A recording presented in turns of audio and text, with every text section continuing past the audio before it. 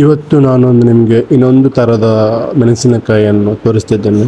So ಇದಕ್ಕೆ bird I ಅಂತ ಹೇಳ್ತಾರೆ, ತುಳುವಿನಲ್ಲಿ ಗಾಂಧಾರಿ ಮೆಣಸು ಹೇಳ್ತಾರೆ. ಹಾಗೆ ಬೇರೆ ಬೇರೆ ಲ್ಯಾಂಗ್ವೇಜಲ್ಲಿ ಬೇರೆ ಬೇರೆ ಲ್ಯಾಂಗ್ವೇಜ್ ಇದೆ.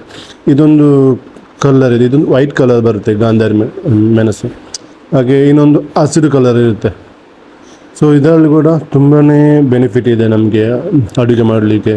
ಹಾಗೆಯೇ ಬೇರೆ ಬೇರೆ ಥರದ ಆಯುರ್ವೇದಿಕ್ ಕಂಟೆಂಟ್ ಕೂಡ ಇದೆ. ಸೊ ಈ ಒಂದು ಗಿಡ ನಿಮ್ಮ ಬಳಸಿದರೆ ನಿಮಗೆ ವರ್ಷ ಪೂರ್ತಿ ನಿಮಗೆ ಇದರಲ್ಲಿ ಕಾಯಿ ಬಿಡುತ್ತೆ. ನಿಮಗೆ ನೀವು ಮನೆಗೆ ನಿಮಗೆ ಏನಾದರೂ ಪದಾರ್ಥ ಮಾಡಬೇಕಾದ್ರೆ ಸೊ ಅದಕ್ಕೆಲ್ಲ ತುಂಬಾ ನಿಮಗೆ ಈ ಒಂದು ಮೆಣಸಿನ ಗಿಡವನ್ನು ನೀವು ಬೆಳೆಸಿದ್ರೆ ನಿಮಗೆ ವರ್ಷಗಟ್ಟಲೆ ನಿಮಗೆ ಬೇಕಾಗುವ ನಿಮ್ಮ ಮನೆಗೆ ಬೇಕಾಗುವಂಥ ಪದಾರ್ಥಕ್ಕೆ ಬೇಕಾಗುವಂಥ ಮೆಣಸಿನಕಾಯಿ ನಿಮಗೆ ಸಿಗುತ್ತೆ. ಇದರಲ್ಲಿ ತುಂಬಾ ನಿಮ್ಮ ಬಾಕಿ ಮೆಣಸಿನಕಾಯಿಗಿಂತ ಈ ಮೆಣಸಿನಕಾಯಲ್ಲಿ ನಿಮಗೆ ತುಂಬಾ ಹೆಲ್ತ್ ಬೆನಿಫಿಟ್ ಎಲ್ಲ ಇರುತ್ತೆ. ನೀವು ಇನ್ನೊಂದು ಅದು ಹಸಿರು ಕಲರ್ ಅದು ಕೂಡ ಸೇಮ್, ಇದು ಕೂಡ ಸೇಮ್.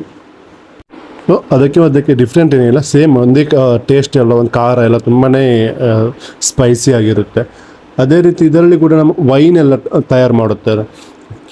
ಮಡಿಕೇರಿಯಲ್ಲಿ ತುಂಬಾ ಫೇಮಸ್ ಇದೆಲ್ಲ ವೈನ್ ಮಾಡ್ತಾರೆ.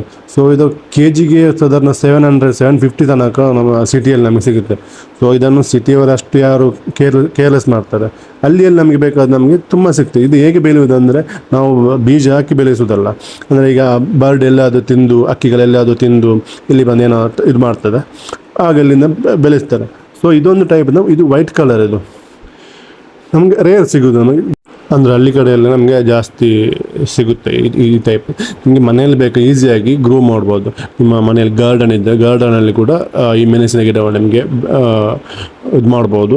ಅದೇ ರೀತಿ ಒಂದು ಮೆಣಸಿನ ಗಿಡ ನೆಟ್ಟರೆ ನಿಮಗೆ ವರ್ಷ ಪೂರ್ತಿ ನಿಮಗೆ ಮೆಣಸಿನಕಾಯಿ ಬಿಡ್ತಿರುತ್ತೆ.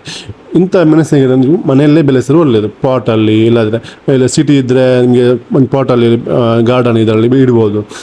ತುಂಬಾ ಈಸಿ ಇದು ಬೆಳೆಸಲಿಕ್ಕೆ.